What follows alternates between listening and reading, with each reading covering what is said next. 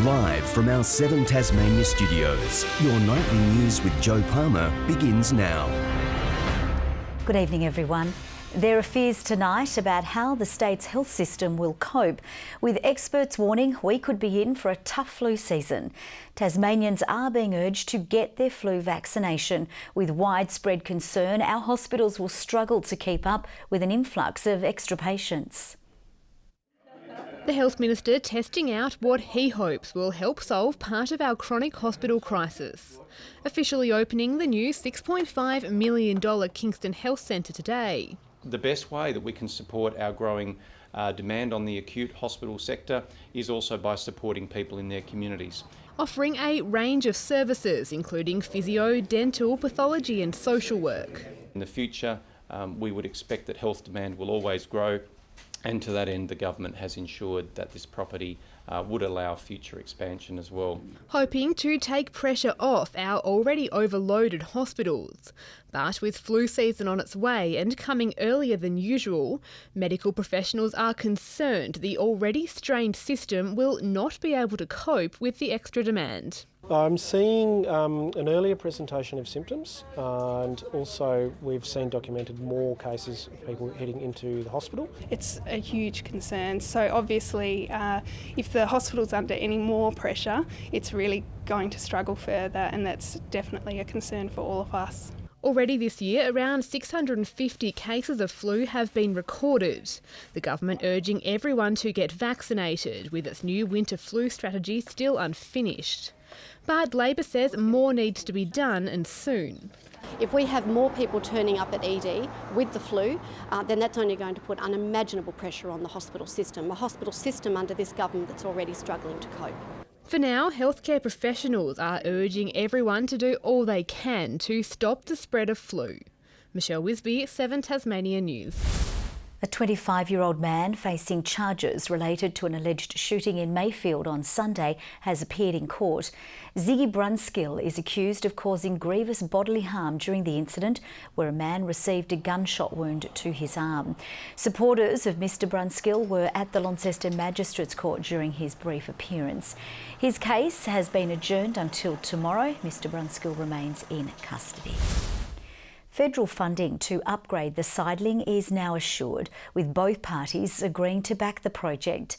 The Liberal Party's promise today of $40 million for the upgrade follows Labor's commitment of $25 million.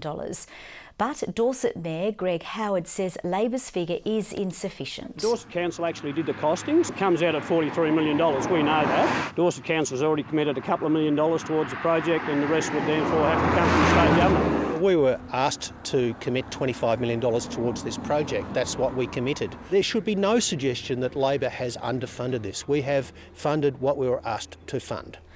Labor has countered with its own election promise of $3.5 million to refurbish infrastructure at the Allenvale TAFE campus. I believe that there's potential for further employment, for further teachers to be employed if we reinvest in TAFE. It follows a promise of $800,000 for Devonport TAFE. Tasmania's cycling community is calling for more action to make our roads safer for riders, after new data found injuries to cyclists are on the rise. As more people take up cycling, national hospitalisation rates are increasing by around 1.5% each year. Tasmania's bicycle network saying facilities need to be upgraded to ensure more people feel confident taking to the road. We know there's safety in numbers, so the more people riding, the lower the crash rates and lower the injury rates. But we also know that by separating people on bikes, you increase the perceptions of safety and encourage more people to ride. In the past 10 years, the number of cyclists aged 15 and over has risen by 45% across Australia. To some breaking news now, and emergency services are on the scene of a 2-car crash on the Bass Highway near Hadspen. Banked up traffic is being diverted along Meander Valley Road. Police say injuries sustained in the crash are not life-threatening. A Tassie teenager has safely touched down after flying solo around the country, all for the cause of suicide prevention. There were tears on the tarmac as Bob Bramley leapt out of the cockpit and into the arms of loved ones. In the skies over Devonport, teenage pilot Bob Bramley prepares to touch down. 7179, no wind on the ground, mid downwind for runway 32. Taxiing his Cessna into a hero's welcome. Leaping out of the cockpit into the arms of his girlfriend before an emotional embrace with Mum. Absolutely amazing. It's been one hell of a journey, that's for sure. You know, it's been just absolutely wonderful. The 16-year-old has safely pulled off a 15,000-kilometre adventure, circling the vast Australian continent solo. But it's more than a joy flight. He's raising awareness for suicide prevention after nearly losing two close mates. Support for the cause has been overwhelming. There's been much more than we ever hoped for, I think. You know, there's been a number of places where I've rocked up to, and already the people at the airport have sort of known who I am and what I'm trying to do. I'm very proud. I think he's probably gone a boy and come home a man, so I don't suppose we'll have bedtimes anymore. It feels so great. I've missed him so much. Oh, I'm so glad to have him back. Bob had been hoping to set the record as the youngest pilot to circumnavigate Australia solo and unassisted. Those hopes were dashed after a miscommunication about the rules. While he's missed out on the record, Bob isn't letting the setback clip his wings. He says it's all about getting the mental health message on everyone's radar. Sean McComish, 7 Tasmania News. The heart and soul of the Hillwood Football Club is preparing to celebrate its 90th anniversary. Premiership players and lifelong volunteers will be recognised for helping the club survive a series of setbacks. Football was different when Kevin Miller ran out in Hillwood's first premiership side back in 1955. A lot of drop kicking and stab passes and high marking dominated the game. The town of just 500 has long revolved around Shark Park, but even in Kevin's playing days, new recruits had to be enticed. Late in the 50s, a few odd ones starting to get 10 bob a quid to come down and play. Fielding a side from a small local populace has long been a struggle, but volunteers like Kay McLean keep the club alive. She's served here for 72 years. Her first job was lighting up the canteen's urn. Just hot dogs and sandwiches and scones and a piece of cake for afternoon tea, that was it. Nothing else. She'll be among the Shark faithful at Saturday night's reunion, along with 6-time premiership player Keith Scollier. That's him there in the middle. We just had these number of players that just were so good. Saturday night's reunion is bound to spark a few stories. Legend has it, a young Keith Scollier once booted a drop kick from the centre square straight through the big sticks before the ball finally landed here in the middle of the road. It was a pretty good drop kick. Sadly, much of the club's history was lost in a fire 10 years ago, forcing locals to rebuild the club rooms you see here today. But the future looks bright. Hillwood's won its first 4 games of the NTFA season, and the club's only local senior player, Sam Hoffman, says things have never been better. Born in Hillwood, been here, born and bred, whole life. Great mates from under 12, still playing with them these days now. Tom Johnson, 7 Tasmania News. Tasmanian farmers looking to destroy weeds and pests will now be able to finish the job thanks to a grants program. Up to $1.8 million is up for grabs as part of the scheme between the state's Farmers and Graziers Association and Landcare. Eligible activities sort of on farm and also across community groups include weed management, fencing off natural protected values, looking at riparian management areas. Applications close at the end of May. A charity movement involving Tasmanian mums is spreading across the state, reaching out to other families who are in need. They're gathering donations from as far as the United Kingdom to help clothe and care for children here. At Tassie Mums headquarters, they're busy preparing a pack for a child in need. The concept for us is that we sort and bundle them, we package them up as a beautiful gift, and they go out through social service networks to the families in need. Not only does it include a range of donated clothing, it also has new essentials like toiletries, underwear, socks and singlets. If you're fleeing circumstances, you mightn't have anything, and having hairbrushes and hair ties for school-aged children is so important. There's underpants, there's socks, jackets, we try and include shoes, and we always try and put an age-appropriate activity and a nice toy in there as well. The operation has been boosted by a recent donations drive. With the generosity of Tasmanians, they doubled their targets. 231 packs have been made so far this year, almost as many for the whole of last year. But one limiting factor is the need for volunteers. I volunteered here because I see the need for these children, being a mother myself. We would love more bin hosts. Yep, they are in schools and businesses and even personal residences. We need help with delivery, particularly that stretch between Hobart and Launceston. Michael Breen, 7 Tasmanian News. For the first time ever, Tasmanian fight fans will get the chance to witness multiple disciplines in the one event when the Tasmanian Fighting Championships takes place in Hobart. And it's set to be an explosive night with a former UFC fighter getting in the cage for the main event. Rob Wilkinson has gone toe-to-toe with some of the best mixed martial artists on the planet after cracking into the elite world of the Ultimate Fighting Championships in 2017.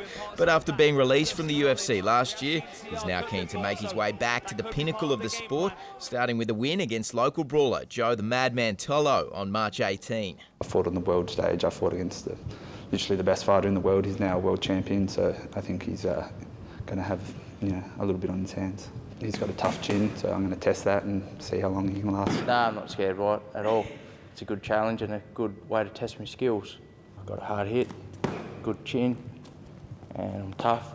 The pair will headline Tasmania's first ever mixed discipline fight night at Hobart City Hall, featuring MMA, K1 kickboxing and submission grappling, all on the one card. Also a Tassie first to have a former UFC fighter on the card, which we're really excited about. We've been working very hard to run a really professional event. There's going to be mid-show entertainment. It's going to be a great night. And organisers are promising fireworks on the night, hoping to pack out City Hall and make the Tasmanian Fighting Championships an annual event for the state. I'm very excited. I haven't fought in Hobart since my very first fight, so it'll be good just to fight at home, not have to travel and have my friends and family there. So. Long time coming, that's why we think it's going to be the best show Tassie's ever seen. Despite losing both games on the road over the weekend, Launceston Tornados coach Derek Washington says he isn't feeling the pressure just yet. He says the side's local talent is stepping up and he has faith in the side's game plan. Keep playing basketball, keep playing with confidence, keep shooting the basketball, keep playing our style of play. They know that it works, they just have to put it all together. The Tawns are playing in a doubleheader with the Northwest Thunder at Ulverston on Saturday night. Meantime, the Hobart Huskies men's side will be looking for back-to-back wins following a slow start to the season when they take on the Dandenong Rangers at the Kingborough Sports Centre this Friday night. The side showed vast improvements on previous matches during last weekend's 19-point win over the Ringwood Hawks in Melbourne, with import Tad Duffelmeyer putting on 30 points for the match. Just directing the guys, we're a young group, like we said, and just making sure everybody's doing their job right. And I think if that happens, we'll be good from there. The women also take on the Rangers at home after a disappointing road trip, which saw them suffer back-to-back losses to Bendigo and Ringwood. We have really good energy and we have some really good players, and I'm just really excited to get to know them better and get playing with them more and just find our rhythm. Tip-off for the women's match is at 6 p.m. to be followed directly by the men's. And finally in sport, a young Tasmanian leadfoot is helping to pave the way for other aspiring female drivers to get behind the wheel following an impressive Targa Tasmania debut, which saw her narrowly miss out on a podium finish as the only female driver in the race. Casey Price was unsure where she'd stand in the Targa pecking order, but quickly realised she was meant to be there. We were overtaking some 5 cars actually on the starter strawn stage, which was a bit remarkable and a bit of a pinch when it came to reality. We didn't realise we'd be going so fast. After making many of the modifications herself in her Mini GT to get it ready for the iconic rally, Price was sitting among the leaders in the GT Sports category for most of the race, but technical issues saw her narrowly miss out on a third-place finish. When I got to the top of Longley stage, I actually saw a little girl there yell out to her dad and say, "Oh my goodness, Dad, that car, it doesn't have any damage on it." And I said out to her, yeah, because we didn't crash. Now with a taste for rally racing and the confidence she can match it with the best, the 22-year-old has vowed to return for another crack at next year's Targa Tasmania and had this message for any aspiring young female drivers wanting to take the road less travelled. Absolutely do it. You've just got to do it. You've got to try it. You've got to see where you sit. I had no idea where I'd sit amongst the bigger boys, you might say. Figured out what are those little things that I need to improve on the car to get better handling, and we'll be taking that next step in making it a little bit more serious for next year, making sure we're on the podium for sure. Good evening. St Helens our top today with 19 degrees, Hobart 16, while the northern centres all reached 17. A few overnight showers gradually cleared. 7 millimetres the top fall at Mount Reid to 3 o'clock. Smithton, Lowhead and Flinders Island all 17 degrees. Friendly Beaches and Grove 15. Strawn and King Island 14 today. Ouse and Lyawini 11. The cloud moved over and hung on over the state until breaks developed over the north and east during the afternoon. A trough linked to a low over Bass Strait produced the cloud over our region. Cold air is behind that system moving over Victoria and South Australia. Another cold front precedes another pool of cold unstable air to the west. Tomorrow the front heads towards our west coast. The high pressure system builds behind that. North to northwesterly winds at 15 to 25 knots, increasing to 20 to 30 knots ahead of a southwesterly change late in the day. Swells at 3 metres in western and southern waters. A strong wind warning is on for all Tasmanian coastal waters, a small craft wind alert for the central plateau lakes. Hobart. Rain developing, 7 overnight, 16 the top tomorrow, 16 the top for Cygnet, early fog for New Norfolk, rain developing later, 15 the high.